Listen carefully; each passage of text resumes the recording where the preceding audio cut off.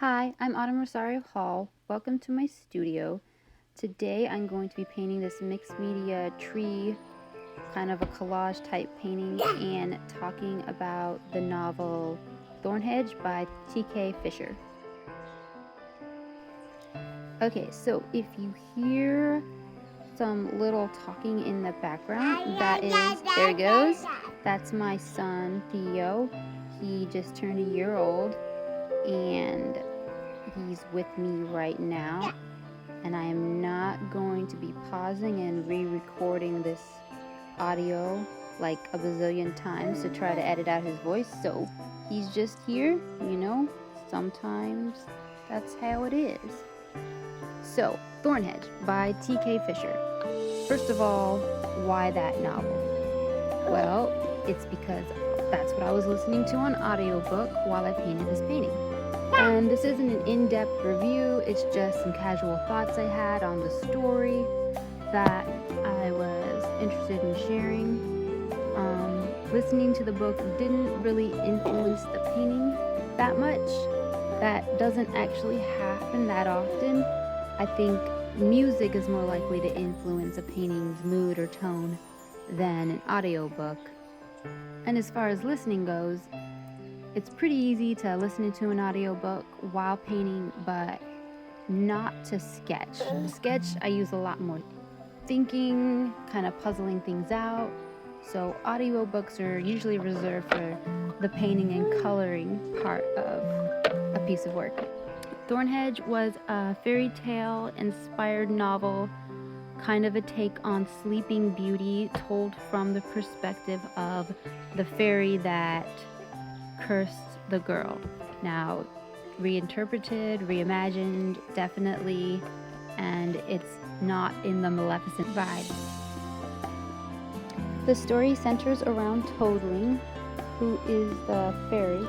She's actually a changeling and was the original daughter of the king and queen who was spirited away. And fairy time magic, she's old and arrives at the castle about the time that what is actually a changeling, but the king and queen believe is their daughter, is getting her christening and then does the whole iconic curse type of thing. But their goals are very different. Toadling was a very enjoyable character to read.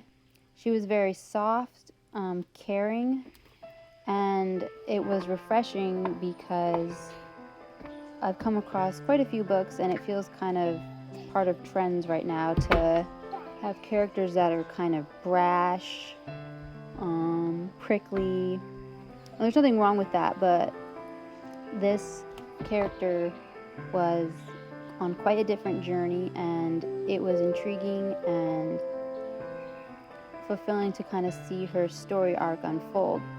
So I'm not going to go into too many details because I don't want to share a lot of spoilers. I would recommend the book if you're interested in softer fairy tale-esque fantasy type stories. The story kicks off when a knight enters Toadling's forest, and he's set on carving his way through the bramble hedge and reaching the hidden tower, which Toadling has been protecting, warding away people for centuries. And all this time she's been very alone. So they start interacting, and the story follows her interactions with the knight, their kind of growing friendship and budding relationship, which is also on the softer side. It's not insta-love. I wouldn't even call it romance, though it's more tender, more friendship. I would say love, but like romance, not in the form of how it's kind of expected in stories. Again, it was refreshing. And then the story toggles back and forth between the past and how Toadling came to be guarding the tower, what events transpired with the sleeping princess, and all of it is woven through with Toadling's emotions and her own kind of personal journey. Toadling, like I said before, is a gentle character. She's very sad, she's lonely, and she's been carrying around this guilt for centuries, kind of subtly, but all of that is worked through as the story unfolds.